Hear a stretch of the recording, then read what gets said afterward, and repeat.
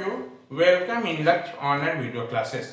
आज हम लोग एक और प्रॉब्लम सॉल्व करने जा रहे हैं। आपको maximum transfer theorem based question हमारा कुछ इस प्रकार है कि what is the value of RL in figure to get maximum power delivered to it, question mark what is the value of this power. Question क्या बोल रहा है हमारा, जो नेटवर्क आपको दिया हुआ है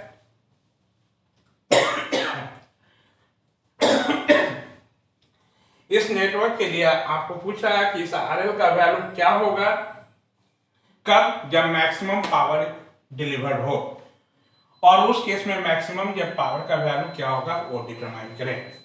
तो इसके सॉल्यूशन हम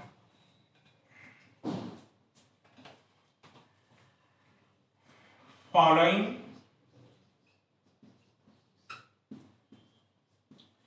steps are used to calculate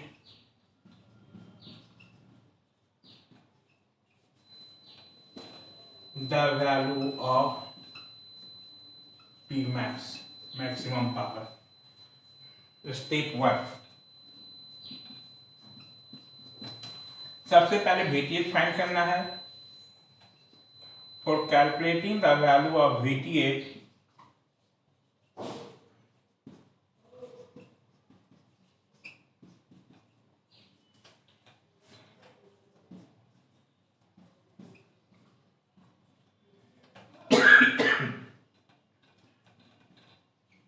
network can be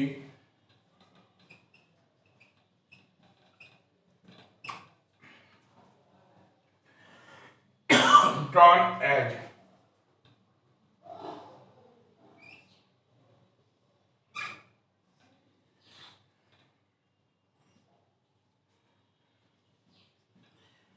तीन एम्पियर,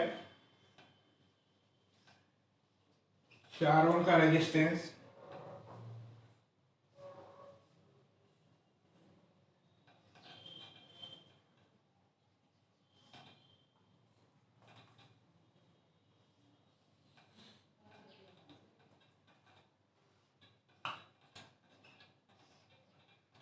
VTH,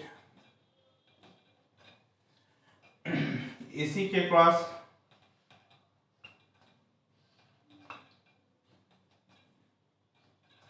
V1 है क्योंकि यह डिपेंडेंट सोर्स था हमारा, और ये वैल्यू आपका 0.5 V1 है, जो कि V1 ये दिखाया गया है इसके को, और इस रेजिस्टेंस का वैल्यू कितना है 4 ओम।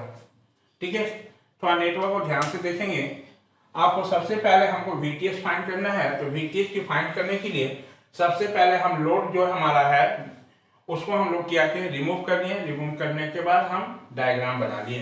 तो रिमूव करने के बाद डायग्राम हमारा कुछ ऐसा बनेगा। हमारा इसको हटा दो, इसको सिर्फ हटा दिए, और ये टर्मिनल हम मार्क कर दिए कि A और B है अपने सुविधा के लिए।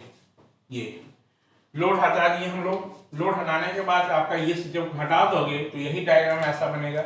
और चूंकि ये 0.5 V1 है, ये आपका वोल्टेज पर डिपेंड कर रहा है। और V1 कहाँ है हमारा, यही RL के क्रॉस जो था हमारा टर्मिनल A और B के बीच का वोल्टेज है।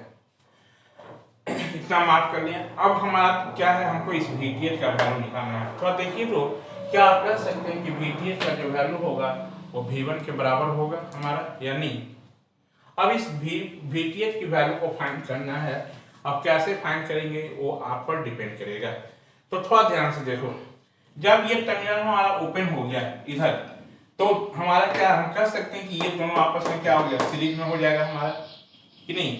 अब इस वोल्टेज का वैल्यू निकालने के लिए VTH का जो होगा, जो हमारा ड्रॉप 4 ओम रेजिस्टेंस में होगा वही ना VTH के बराबर होगा। और 4 ओम रेजिस्टेंस में ड्रॉप निकालने के लिए 4 ओम में कितना करंट पास होगा वो निकालना पड़ेगा। अब इस करंट की वैल्यू को फाइंड करने के लिए आपके पास दो मेथड है। आइदर आप नोडल एनालिसिस से कर लो, नहीं तो मेश एनालिसिस से कर लो। यदि आप मेश एनालिसिस अप्लाई करके आप निकालोगे तो इस मेश में हमारा जो करंट आएगा वही हमारा क्या होगा, इसमें 4 ओम में करंट जाएगा हमारा कि नहीं। तो आप मेश से जाओगे तो मेश से दो इक्वेशन लिखोगे, हमारा एक मेश ये, एक मेश ये। एडवांटेज यहाँ है कि इस मेष का आपको देखो करंट पता है तो इसमें लिखने की जरूरत नहीं है, इससे डायरेक्ट लिख दो, सबसे बड़ा एडवांटेज है। ठीक है, तो हम मेष अप्लाई करके बना रहे हैं। नोडल से बनाते हैं तो भी आपका एक ही इक्वेशन लिखना पड़ता है, तो जिससे बोलो उससे हम बना देते हैं। हम मेष अप्लाई करके बना रहे हैं। अच्छा नोट बोलोगे तो नोट ही बना दे, जिससे आप बोलो। तो चलो यहाँ पर हम इस क्वेश्चन को आपको मेष अप्लाई करके बना दे रहे हैं। तो मेष अप्लाई करके यदि हम बनाएं तो जो मेष एनालिसिस का काम करते थे वो काम कर लेंगे। इसमें मान लिया करंट हमारा कितना I1 और इस मेष में करंट मान लिया I2। ठीक है, अब यहाँ से ध्यान से देखेंगे क्या इस I1 का वैल्यू 3 एम्पियर है, since I1 equal to 3 ampere. Writing KVL equation in mesh 2, हम मेष 2 में KVL इक्वेशन लिखे उसमें, तो कितना लिखिएगा बोलिए। थोड़ा ध्यान से देखो, मेष 2 में जाओगे तो हमारा 4 टाइम्स I2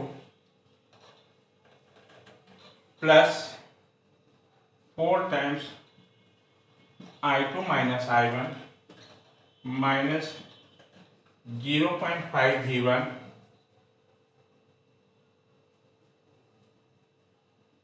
इक्वल टू कितना 0 हमारा, या नहीं होगा। अब थोड़ा देखिए,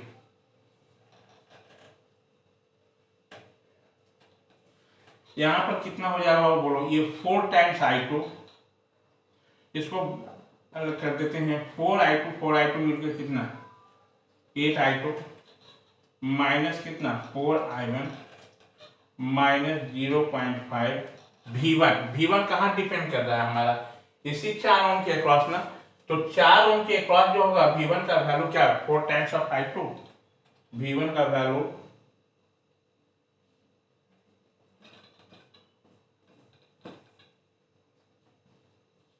4 इंटू I2 इक्वल टू कितना 0।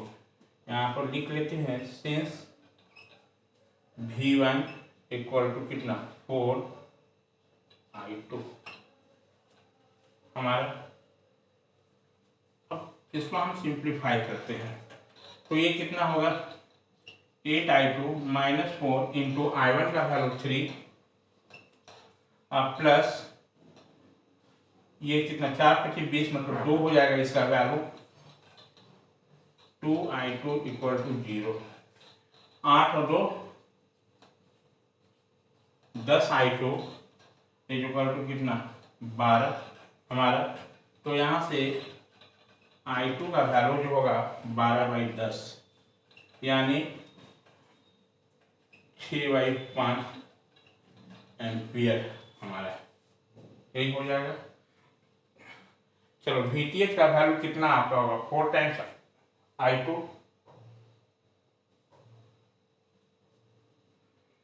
हमारा, VTH का वैल्यू कितना हो जाएगा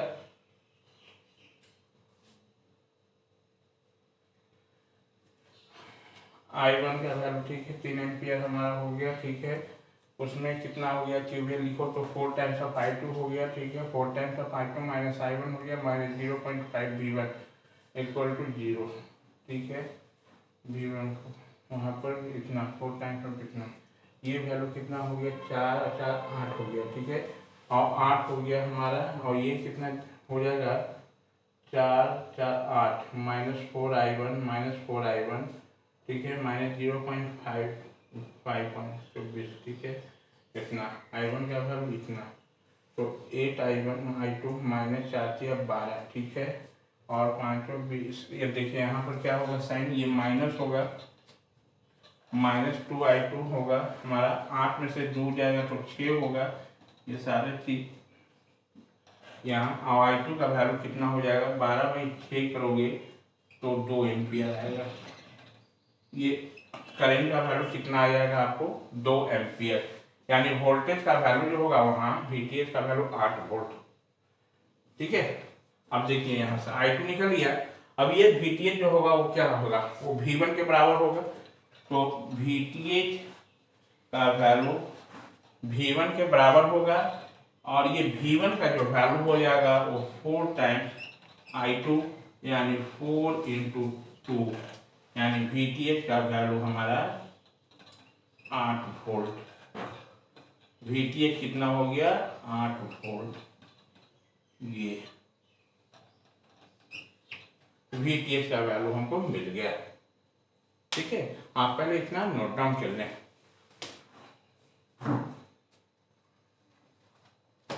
ये फाइंड कर लिए। ठीक है, अब हमको क्या करना है, स्टेप 2 में RTH की वैल्यू कैलकुलेट करना है। तो स्टेप 2 हम यहाँ पर लिख रहे हैं।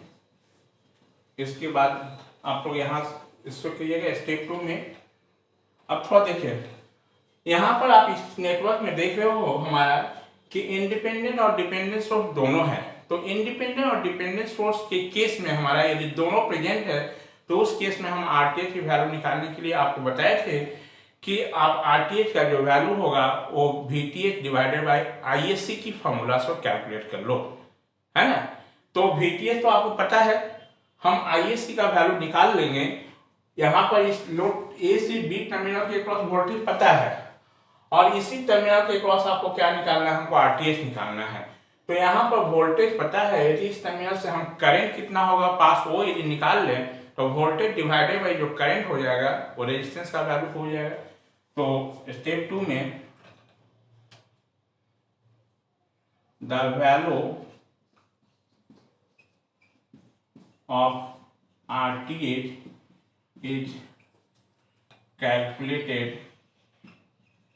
The value of RTH is calculated by using this formula. ये फॉर्मूला कब यूज करना है, जब आपका नेटवर्क में इंडिपेंडेंट और डिपेंडेंट सोर्स दोनों हो।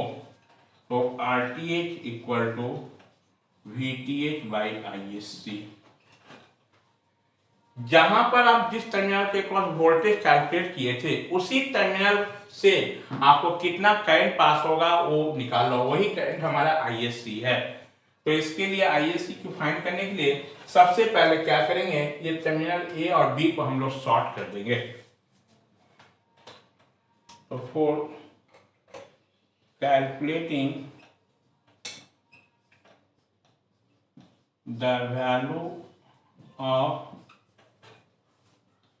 ISC network can be drawn as, चलिए इसको शॉर्ट करेंगे। अब देखो, इसको जैसे ही शॉर्ट करोगे हमारा, तो इसको शॉर्ट करोगे तो इसके पैरेलल में ये भी है तो ये भी खत्म हो जाएगा। अब जब शॉर्ट इसको करोगे तो शॉर्ट करोगे तो यहाँ का वोल्टेज 0 हमारा, यानी यही वोल्ट कितना V1 का वैल्यू 0 होगा और ये इस पर डिपेंड कर रहा है तो ये भी वैल्यू क्या हो जाएगा आपका 0 हो जाएगा। तो इसका कैसा डायग्राम बनेगा,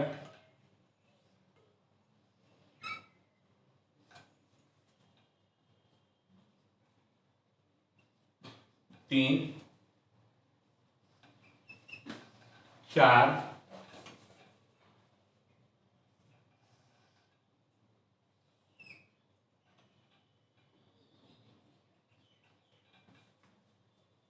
ये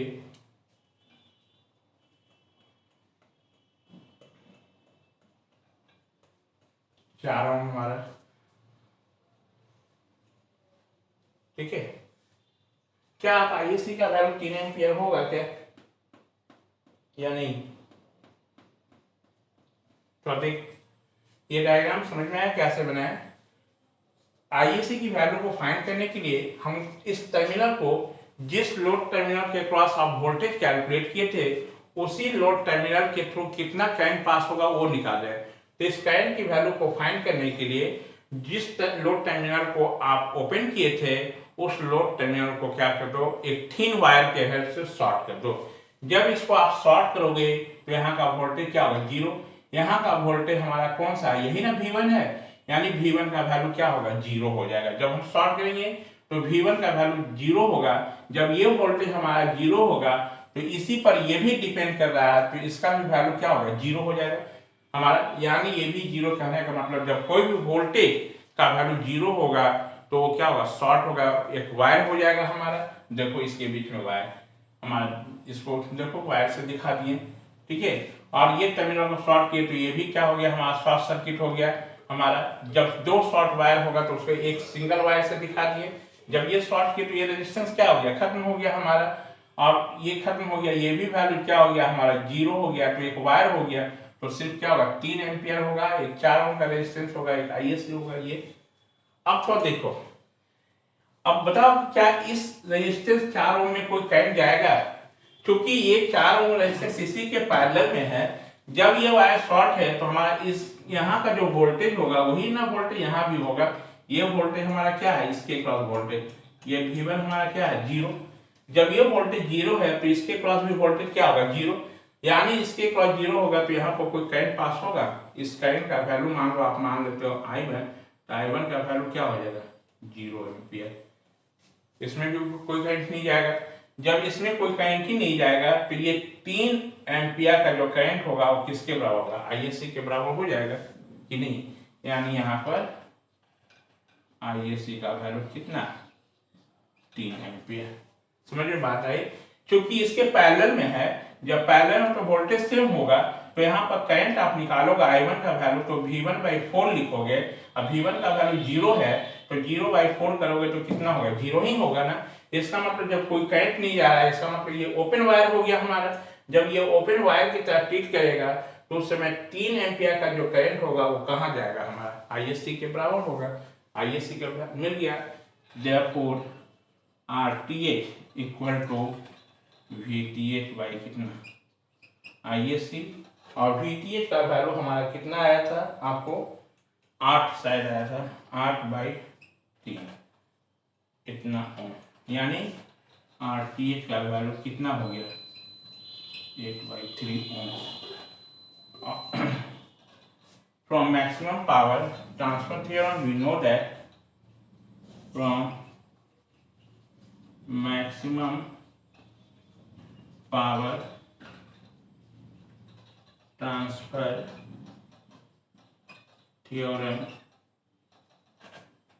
we know that, हम लोग जानते हैं कि RL का जो वैल्यू होगा वो RTH के बराबर होगा, दैट मीन्स 8/3 ओम। हमारा आपसे पूछा था RL का वैल्यू निकालिए, तो RL का वैल्यू कितना, 8/3 ओम। एक आंसर ये हमारा पूछा। अब उसके बाद आपको पूछा था कि मैक्सिमम पावर का वैल्यू क्या होगा। तो स्टेप 3 में, चलो पहले इतना आप लोग नोट डाउन कर लो।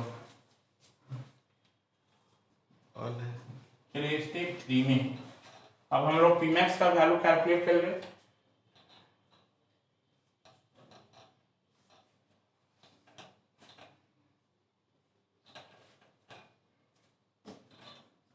The value of Pmax is calculated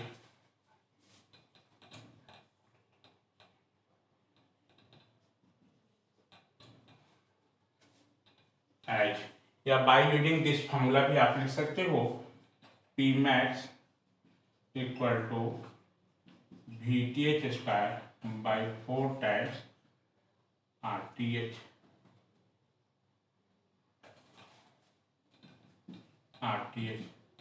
VTH का वैल्यू कितना था आपका, 8 था हमारा, तो 8 का स्क्वायर कर लोगे तो 64 और 4, और RTH का वैल्यू कितना आ गया, 8/3,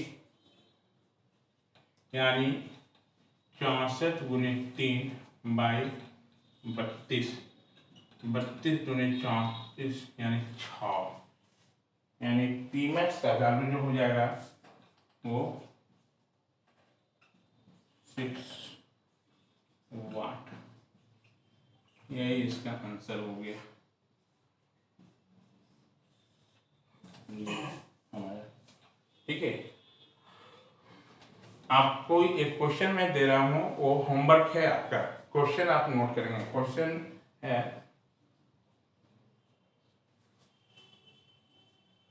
for the network shown in figure for the network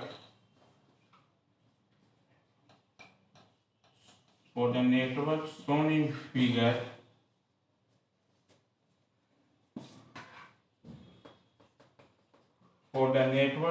figure calculate the maximum power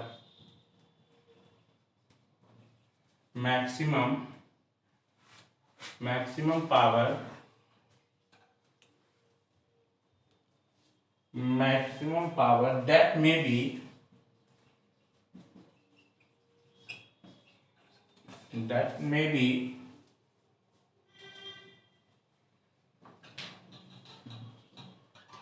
delivered that may be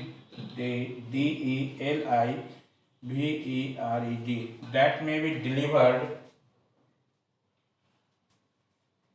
in the load register.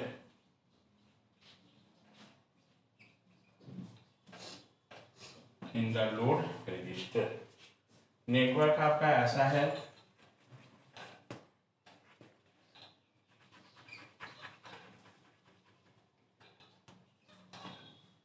दस एम्पियर का ये करंट है हमारा, 10 एम्पियर है। इसके पैरेलल में जो रेजिस्टेंस लगा हुआ है, इस रेजिस्टेंस का वैल्यू 4 ओम है।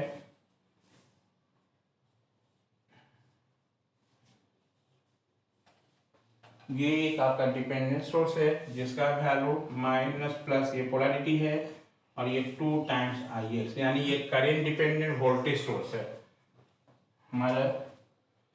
और यहाँ पर एक रेजिस्टेंस है जिसका वैल्यू आपका 6 ओम है।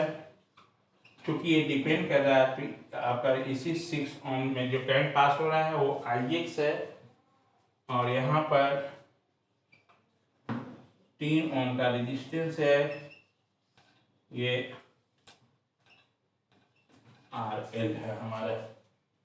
ये ठीक है। आपसे क्या मांगा, for the network shown in figure calculate the maximum power that may be delivered in the load resistance. इस लोड रेजिस्टेंस में कितना हमारा मैक्सिमम जो पावर जो ट्रांसफर होगा डिलीवर्ड होगा उसका वैल्यू निकालें आपको, यानी P आपका मैक्स पूछ रहा है ये, तो इसका P मैक्स का है, इसका आंसर है आपका